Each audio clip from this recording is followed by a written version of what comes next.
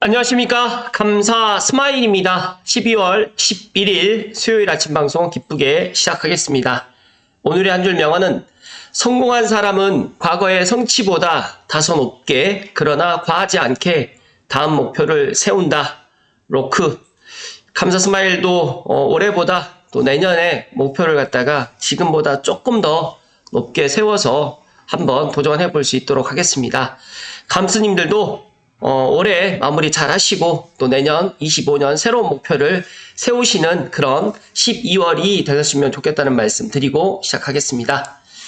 42평 분양가 672만원, 평당 분양가가 아니라 42평 분양가가 672만원인 시절이 있었습니다. 남서울 아파트 분양 광고의 모습을 갖다가 빠숑님께서 지난 서초구 부동산 강연장 센엄맛 시간대 이야기를 해주셨는데, 감사 스마일이 문득 지금의 강남에 있는 아파트 60억, 70억, 80억이 비싸게 보일 거라고 생각을 하지만 또 한 10년, 20년 또 지나고 나면 100억, 150억 또 그렇게 되어 있지 않을까, 저는 그런 또 생각을 갖는데, 감스님들은 어떤 생각이신지 한번 의견도 남겨주시면 좋을 것 같습니다. 폭락이들과 매물수 및 가격을 갖다가 모라 일체론자들 어리둥절 상황에 빠졌다. 매물수가 왜 이렇게 많은데 가격이 안 빠지냐? 왜 그럴까요? 또 하락론자들이라든지 또 매물 많아서 떨어진다라고 또 이야기를 하시는 분들이 많이 있습니다. 하지만 정말 투자 경험이 적으셔서 그런 것이고, 매물이 많아도 상승 기대감이 강할 때는 얼마 이하로는 절대 안 판다는 강성 매물 보유자들이 많기 때문에 잘 떨어지지 않습니다. 지금 많은 분들이 알고 계시겠지만 지금 서울 아파트라든지 서울 수도권의 아파트 가격이 지금 보합 또는 약간 또 상승을 하는 곳도 있고, 또 약간 떨어진 보합에서 약간 또 하락을 하는 곳도 일부 보이긴 하지만, 실제로 올 초보다는 지금 가격이 내려간다라고 생각하시는 분들이 적기 때문에 오히려 저는 탄핵 정국이 지나고 또 내년 하반기 정도가 가게 되면 지금하고 또 가격이라든지 또 매매 분위기는 상당히 또 달라질 것 같다라는 이야기를 드립니다. 특히나 지금 시장은 또 실제로 매수하고 싶은 수요는 많지만 강한 대출 규제로 억지로 거래를 막은 것이기 때문에, 과연 이제 내년 1월부터 대출 규제가 완화가 되고 주택담보대출이 조금 더 많은 사람들이 또 하게 된다고 가정하게 되면 지금하고는 또 상황이 많이 달라질 거라고 생각이 되고요. 실제로 중도금 대출 금리도 지금 내려가고 있는 그런 상황이라는 말씀을 콕 하고 감사 스마일이 이야기 드립니다. 킨텍스 2번 출입구의 모습입니다. GTX-A 문정중앙역에서 서울역 개통 D-17일 17일밖에 남지 않았는데 여러가지 분위기 때문에 지금 GTX-A가 개통을 하는 건지, 감사 스마일도 국토교통부 지금 실무자분께 이번 주에 이렇게 일정이 또 잡혔는지 문자를 드렸는데 아직 답이 없네요. 빨리 또 일정이 잡혀서 저도 시승을 갖다가 한번 해보고 싶은데, 어찌됐든 간에 GTX-A 개통 D-17이라는 이야기 오늘 감사 스마일이 이야기 먼저 드리고, 일단은 서울살이 전혀 부럽지 않다. GTX도 있고 버스 노선 개편으로 환승도 쉽다. 파주시청에서 보니까 이렇게 멋지게 영상을 갖다 제작을 했습니다. 고양시에서도 이런 멋진 영상을 갖다 좀 만들어서 많은 고양 시민분들 GTX-A가 지금 개통을 하고 있는데 아직도 많은 분들이 모르고 계십니다. 근데 파주시 같은 경우에는 지금 보니까 운전권 같은 경우에는 마을버스를 중심으로 배차 간격 10분, 그 다음에 GTX-A역까지 15분 안에 도착할 수 있도록 지금 할 거고요. 금천권 같은 경우에는 배차 간격 15분, 또 그 외의 지역은 배차 간격 40분으로 해가지고 GTX-A까지 50분에서 60분 안에 도착할 수 있도록, 또 심학산로 미개통으로 현재 운정중앙역을 경유하지 않는데 또 심학산로가 또 개통이 되게 되면 운정중앙역 경유 노선으로 또 변경되기 때문에 오히려 지금 운정신도시에 GTX-A가 북부구간이 개통을 하게 되면 더 많은 사람들이 운정신도시에 관심을 가질 거라는 이야기를 먼저 강조하고 본론으로 들어가겠습니다. 오늘 본론으로 이야기될 주제는 중앙일보에 8년 전엔 서울 아파트값 뚝 탄핵 전국이 부동산 흔들까 백민정 기자님의 기사로 시작을 하겠습니다.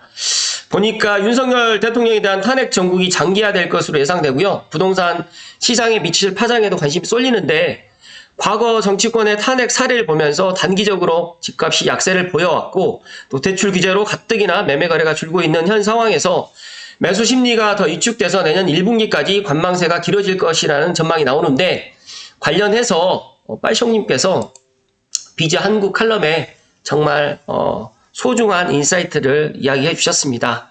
빨숑님 블로그 글을 갖다가 좀 살펴드리면 세 번의 탄핵 전국 부동산 상황을 딱 비교해 보니까 단기적으로는 혼란적인 상황이었고 장기적으로는 수급이 좌우할 것이다. 그래서 정책 변화 가능성이 커서 지속적인 관찰이 필요하다.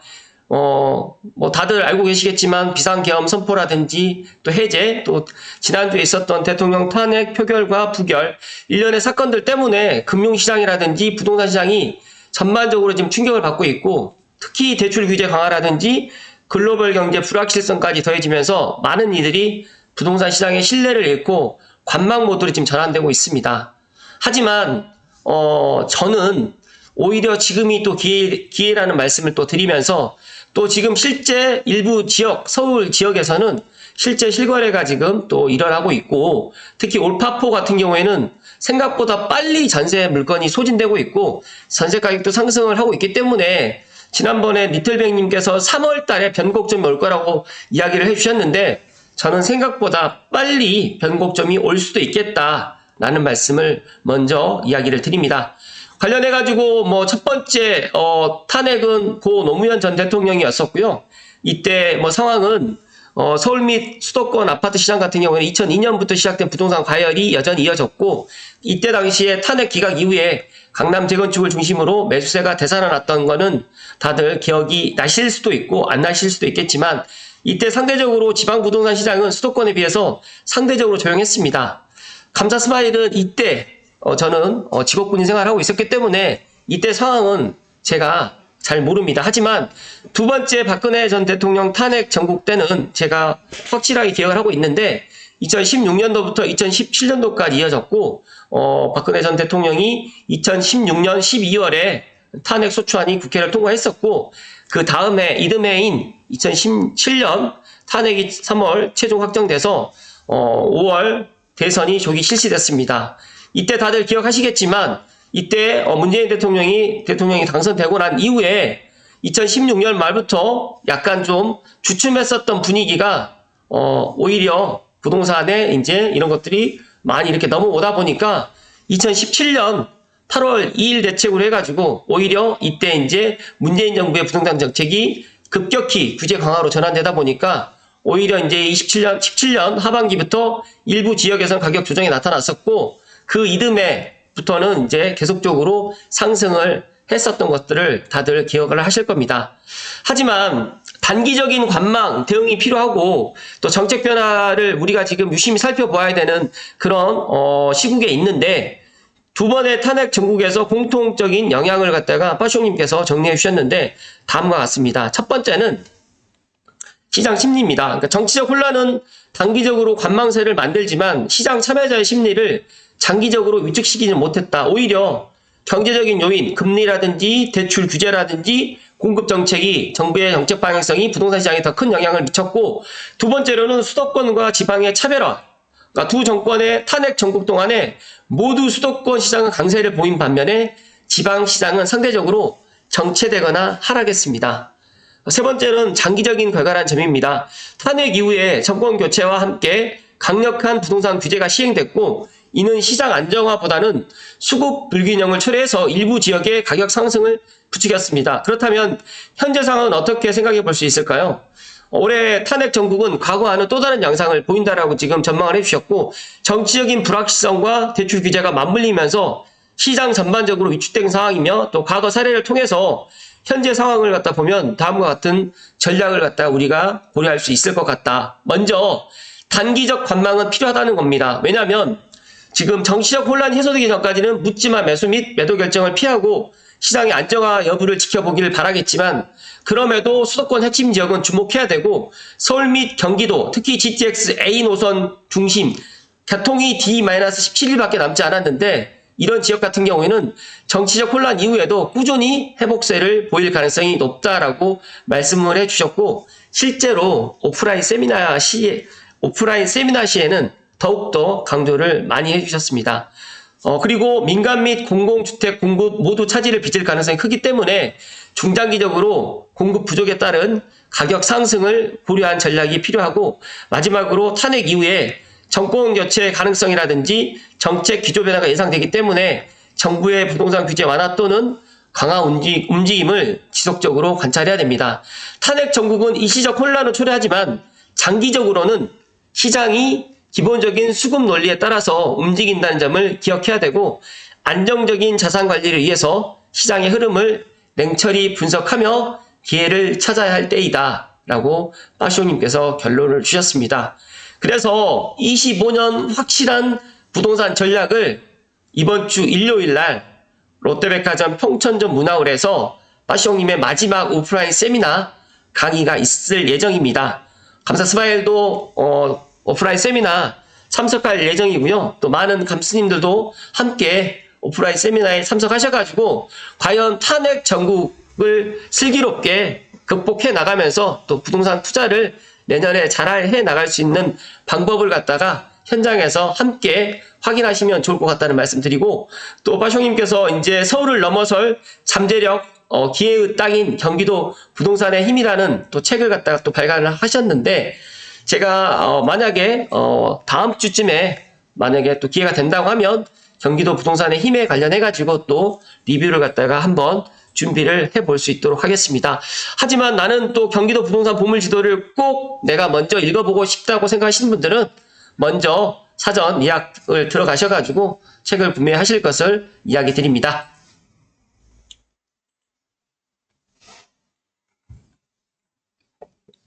제가 생각했을 때 빠숑님께서 정말 이 비즈 한국에 이런 칼럼을 기고하시면서 저도 세 번의 탄핵 정국을 갖다 보면서 첫 번째 고 노무현 대통령님 계실 때는 그때는 제가 이제 이런 것들을 부동산 시장을 갖다 경험을 할 수 없었고 그리고 두 번째 박근혜 대통령님 그리고 세 번째 윤석열 대통령님까지 세 번의 지금 탄핵 정국을 갖다 보면서 많은 그런 전문가분들의 그런 여러 가지 인사이트가 다들 다르겠지만 물론 8년 전에는 보니까 여기서도 그런 이야기를 합니다. 서울 아파트 값이 떨어졌다. 그러나 다들 저도 확실하게 기억을 하는데 2017년 5월달 대선 이후에 이제 탄핵이 끝나고 새롭게 또 대통령이 또 새로운 정권이 들어서면서 문재인 대통령님이 또 들어오면서부터 또 부동산이 또 달아올랐고 그때 또 2017년 또 파리 대책으로 인해 가지고 정점을 또 찍었다라고 저는 생각을 하거든요. 하지만 이제 내년 초까지는 아마 이런 분위기가 관망세가 될 거라고 저는 생각을 합니다.